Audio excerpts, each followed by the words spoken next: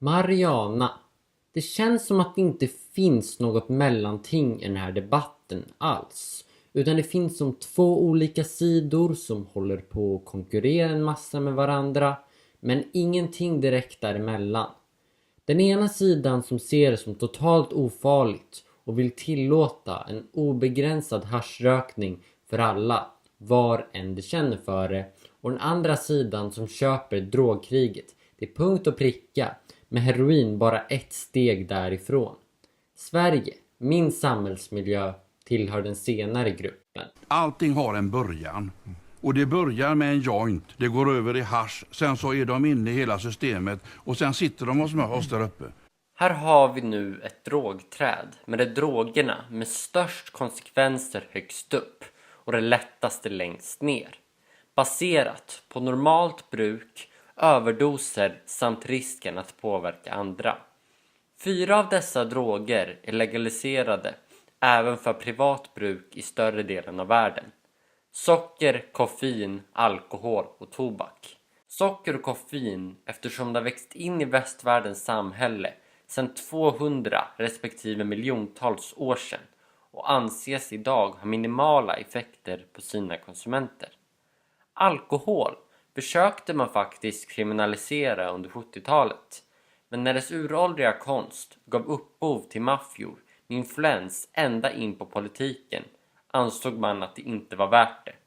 Och tobak, cigaretter, är helt enkelt lagligt för att tobaksföretagen lyckades sälja in idén så väl och bli så pass rika att det knappt går att få bort dem idag med demokratiska metoder. Marijuana ligger här, långt ner på trädet. Direkt dödande överdoser existerar inte.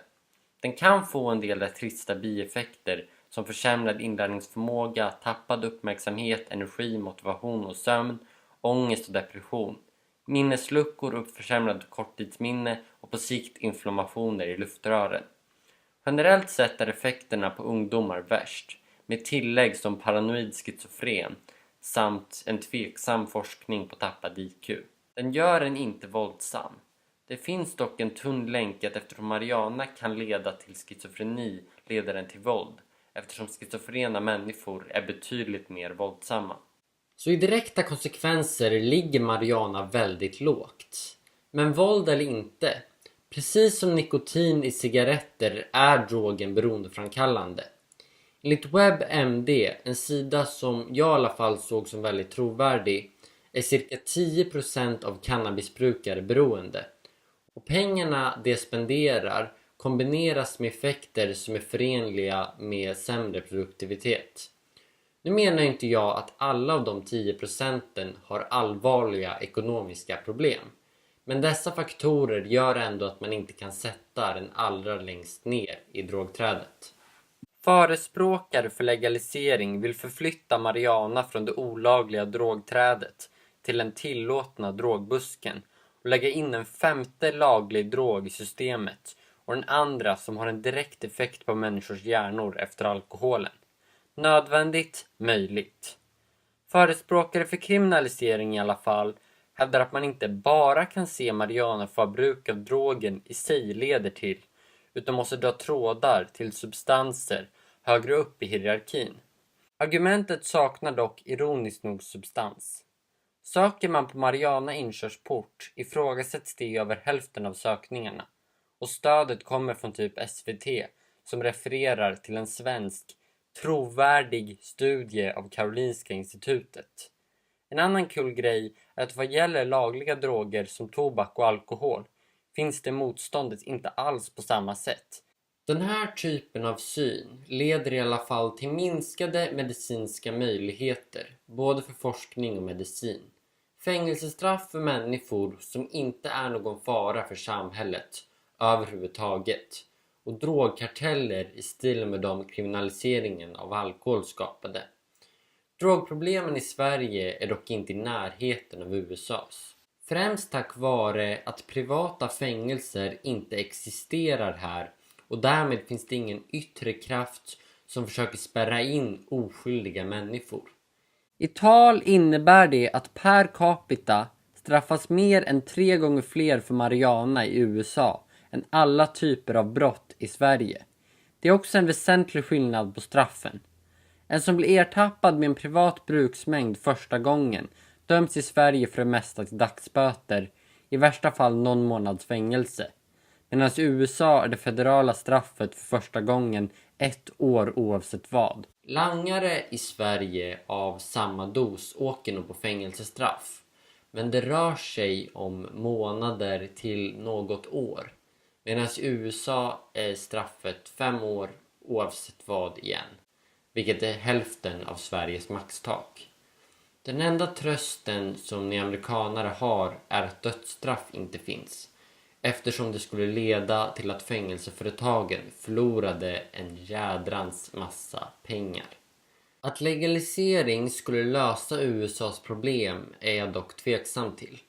Risken är väl att de privata fängelseföretagen skulle hitta nya sätt att spärra in människor och att det är där roten som måste lösas ligger. Men nåväl, tillbaka till Sverige och den drogpolitik jag tycker vi ska applicera. Det optimistiska är en bra början. Var ligger den optimala grunden? Det är självklart upp till den enskilda individen, men jag personligen är inget fan av substanser som kan påverka folks hjärnor och skulle gärna ha en värld utan dem. Därför blir min grund att alla droger ska vara illegala. Sen går vi över till det realistiska tankesättet och inser att socker och koffein är alldeles för djupt inbäddad i Sveriges kultur för att det ska fungera.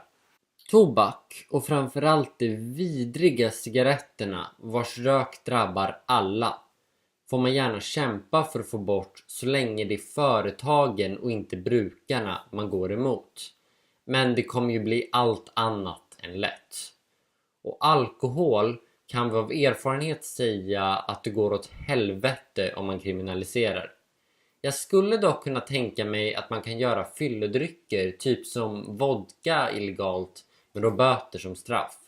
Ur ett realistiskt perspektiv är min personliga åsikt att marijuana ska vara illegalt. Men eftersom det ligger så långt ner i drogträdet och alla trådar uppåt är kapade ska det behandlas som en ypperst lätt och inte särskilt farlig drog och således blir straffen väldigt lindriga. Tänk typ böterna du får om du ertappas med att planka. 1000 spänn, $100 för alla bärbara mängder, inga prickar i brottsregistret, ett straff som de absolut flesta kan ta och kanske 3000 kronor, $300 för att sälja. Jag tror i allmänhet att en lindrig illegal syn skulle ge det bästa från båda sidor. Normala brukare kan fortsätta använda drogen om de bara betalar en mindre summa då de blir ertappade någon gång per år eller några gånger. Samtidigt som man inte sätter in ännu en drog i systemet mot det som verkligen aldrig bryter mot några lagar. Ja, sådana personer existerar. Jag är en sådan själv.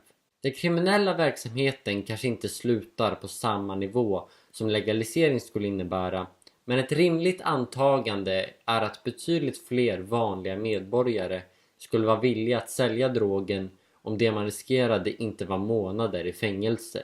Och med det skulle kriminellas verksamhet bli markant svårare. Ungdomarna, de som drabbas klart värst möjligheter att få tag på drogen, är en annan styrka med mild kriminalisering. Du kan på god moral döma någon som medvetet smugglar en olaglig drog till en 14-åring till ett ordentligt fängelsestraff. Men om drogen är helt laglig att röka för alla andra i samhället går det inte att döma den som tänjer lite på gränserna till samma straff. Och att ungdomar kommer röka mer cannabis om det är legaliserat, även om de är under åldersspärren, är bara ett rent faktum. En sak som jag dock inser är att odling av drogen måste vara laglig. Det går helt enkelt inte att straffa de som odlar som engångsförbrytare på samma sätt som man kan göra med brukare och langare, eftersom ett plantage inte flyttar på sig. Från de odlingarna får man även medicinsk marijuana, vilket självklart ska vara tillåtet om man jämför det med andra mediciner som är tillåtna, samt alla de miljöfunktioner man kan få ut av hampa, som för övrigt redan är lagligt att odla i Sverige, men som på grund av den hårda marijuanasynen allt för många är skeptiska till. Ett sidospår jag vill avsluta med är att hjälp för missbruk av cannabis och alla andra droger för den delen ska vara billig och inte leda till några konsekvenser.